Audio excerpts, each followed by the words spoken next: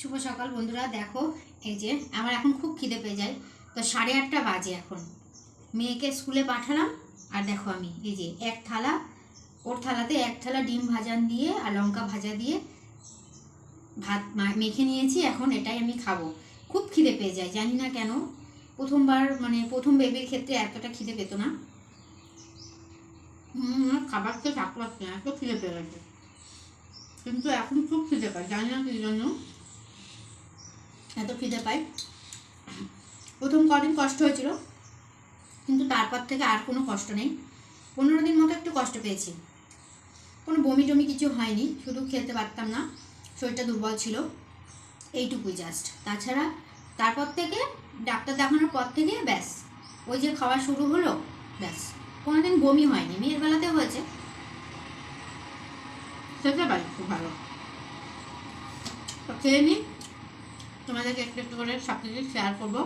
আমার প্রেগনেন্সি জার্নিটা আমি চাই যে এই ভিডিওর মাধ্যমে আমার ইউটিউব ফেসবুকে থাকবে। মেয়ের বেলা তো কিছু করতে পারিনি, তখন ফোনও ছিল না, তারপরে এত কিছু জানতামও না বিষয়গুলো। এখন যেহেতু একটু একটু করে জানি, তারপর নিজেকে খুশি রাখার জন্য, বিশেষ করে সব থেকে বলতে পারো নিজেকে খুশি রাখার জন্য এই ভিডিও করা। তো ঠিক আছে, পরপর স্টেপ বাই স্টেপ কি করি না করি একটু একটু করে দেখানোর চেষ্টা করব। দেখো, তারপরে মেয়ের আমি একটু খেয়ে নিয়ে তারপরে আবার রান্না করার জন্য প্রস্তুত করছি। মাংস নিয়ে এসছে, তো মাংসর জন্য মশলা করে নিচ্ছি। পাটাই মশলা করি, মিক্সচারে করি না। খুব কষ্ট হয়, কিন্তু তবুও স্বাদের জন্য স্বাদ করে খেতে হবে। তাই এই সময়টা আমার স্বাদে পদে খুব খেতে ইচ্ছে করে, চটপটে জাতীয়। আর এদিকে দেখো, তোমাদের দাদাভাই সকালবেলা স্কুলে চলে যাবে, তার জন্য তাড়াতাড়ি করে বড়ি, আলু আর পেঁপে দিয়ে তরকারি করে দিলাম। ওর এটাই সবচেয়ে প্রিয় খাবার বলতে পারো। তারপরে দেখো রান্নাবান্না শেষ করে মাংসটা ম্যারিনেট করে রেখে দিয়েছি, আর এদিকে টমেটো একটু মাখিয়ে নিলাম। বলছি তো এখন খুব খিদে পায় তাড়াতাড়ি। এই যে একটু টমেটো মাখিয়ে নিলাম, এবার টমেটো দিয়ে এই টমেটোটা এখন খাবো। খেয়ে দিয়ে তারপর একটু ঘর মোছার কাজকর্ম, যা সংসারের টুকিটাকি সব কিছু করতে হয় সবই করি, শুধু বাসন মাজা উঠোন ঝাড় দেওয়াটা কাজের লোকে করে। তাছাড়া বাদবাকি সব কিছু, ঘর বাড়ি গ্রিল পরিষ্কার করা, খাট মাটগুলো পরিষ্কার করা, ওই ঘরের বিছানাপত্র সব কিছু, এই ঘর দিয়ে বারান্দা দিয়ে রান্নাঘর সব কিছুই আমিই করি যতটা পারি। কষ্ট হয় কিন্তু তবুও করি। এখন যেন পেটের নিচের দিকটা খুব ভারী হয়ে গেছে। 8 মাসে পর থেকে আমার শরীরে অস্বস্তিটা বেড়ে গেছে। একটু শ্বাসকষ্টও মনে হচ্ছে রাতে ঘুমোতে খুব কষ্ট হয়। তো দেখো আমি কীভাবে ঘরটা মুছি, আর এইগুলো আমি ভিডিও করে রাখছি, কারণ এটা আমি ভবিষ্যতের জন্য, যে আমি এই অবস্থায় কী করেছিলাম সেগুলো একটু ভিডিও পরে সেগুলো আমার থেকে যাবে, সেই জন্য। তারপর দেখো এক বালতি জল নিয়ে ওর মধ্যে ডেটল দিয়ে এখন জানলার নিচগুলো মুছে না নিলে নোংরা পড়ে, ওগুলো মুছে নিচ্ছি। আর গ্রিলগুলো পরে একটু কলিন দিয়ে ন্যাকড়া দিয়ে মুছে নেব। এখন আর ওটা করব না, পরে স্নান করব তো ওই জন্য আগে ঘরটা মুছে নিচ্ছি। দেখো খাটের নিচে আমি কিন্তু পরিষ্কার করি এইরকম করেই। ওই ঘরে তো বক্স খাট, ওই ঘরের নিচে তো আর হয় না, এই ঘরে আর বারান্দায় এরকম করেই আমি শুয়ে পড়ি। বিশেষ করে শুয়ে, পেটটা উঁচু হয়ে গেছে, শুয়ে পড়া তো যায় না, যেরকম খুশি বা বসিয়ে দেখা গেল বাবু হয়ে বসেও আমি ঘর মুছি। তো এই ঘরটায় শুধু মোছা দেখাচ্ছি তোমাদেরকে, আর বাদবাকি ওগুলো সব আমি পরে মুছে নেব।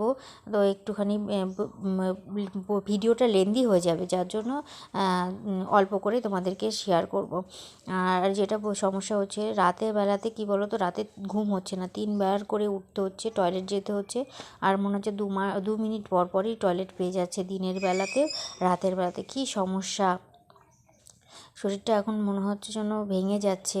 এতদিন যতটা শক্তি ছিল আমার, এখন যত দিন যাচ্ছে তত আমার শক্তি হারিয়ে যাচ্ছে। আমি টেনশনে পড়ে যাচ্ছি, কী দিয়ে কী করব কিছুই বুঝতে পারছি না। যতটা পারছি এখন নিজে থেকে গুছিয়ে রাখছি, পরে তো কিছুই করতে পারবো না, তারপরে 1 মাস বাড়িতে থাকবো না।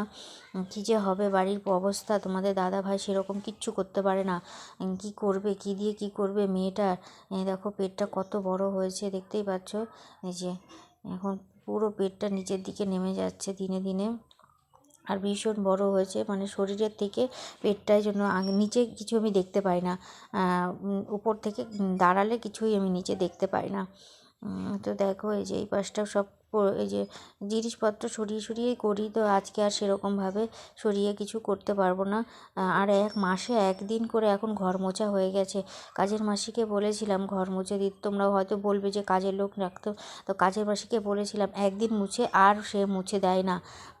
প্রথম দিকেই বলেছিলাম, প্রেগনেন্সির প্রথম থেকেই বলেছিলাম যে একটু ঘরটা মুছে দিও, তার জন্য মায়নাটাও বাড়ালাম। কিন্তু একদিন মুছে আর কোনো দিন বললো না যে তোমার ঘরটা মুছে দিক বা এরকম কষ্ট হয়, মানে ঘর মোছার কথা বললে এড়িয়ে যায় সব কিছুতে। আর কিছু বলি না, নিজেরটা নিজেই করি, যতটা পারি করি, না পারলে করি না। তারপরে দেখো তোমাদের দাদাভাই মাংসটা রান্না করবে, ম্যারিনেট করে রেখে দিয়েছিলাম। তো ওই যে আমি আলুটা আর পেঁয়াজটা ভেজে দেবো, তারপরে ওই যে মাংস মশলার সঙ্গে 2 ঘন্টা, ধরো প্রায় 2 ঘন্টা ওরকম মাখানো ছিল। টেস্টিও মানে ভালো, অসাধারণ টেস্টি হয়েছে। আমি তো ভয়েসটা পরে দিচ্ছি, আর রান্নাটা ধরো এই যে ভিডিওটা আগে হয়েছে, তো ভয়েসটা আমি পরে দিচ্ছি, তাই বলছি যে খেয়ে অসাধারণ টেস্টি রান্না হয়েছিল। এই আর যে বরমশাই রান্না করেছে কষানো মাংস, আমার জন্য তুলে দিচ্ছে, এখন টেস্টি করে দেখবো। অসাধারণ এমনি রান্না হয়। এখন খেয়ে দেখি কেমন হয়েছে। সেই গরম। দাও আলু, দাও আলু দিয়ে দাও। দারুণ হয়েছে, দারুণ। তারপর সন্ধ্যার পর থেকে আর আসা হয়নি, ক্যামেরার সামনে চাটা করে দিয়েছিলাম, মেয়ে স্যার এসেছিলো, তাদের কফি টফি মেয়েকেও করে দিয়েছিলাম, পাশে এক দাদাও এসেছিলো, তাকেও করে দিয়েছিলাম।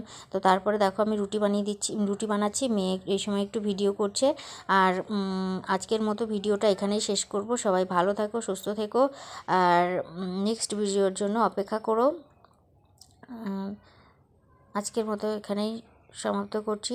আর রুটিগুলো আজকে বেশি একটা ফুলছে না, কারণ ময়দা দেওয়া আছে, আটাটা শেষ হয়ে গেছিলো, যার জন্য ময়দা দেওয়া আছে, ভালোভাবে ফুলছেও না। শরীরটাও খুব একটা ভালো নেই, কাজকর্ম আজকে খুব করেছি, যার জন্য শরীরটাও ভালো লাগছে না, অস্বস্তিও লাগছিলো, যার জন্য ফুলছেও না ভালো মতো করে। আর টাটা।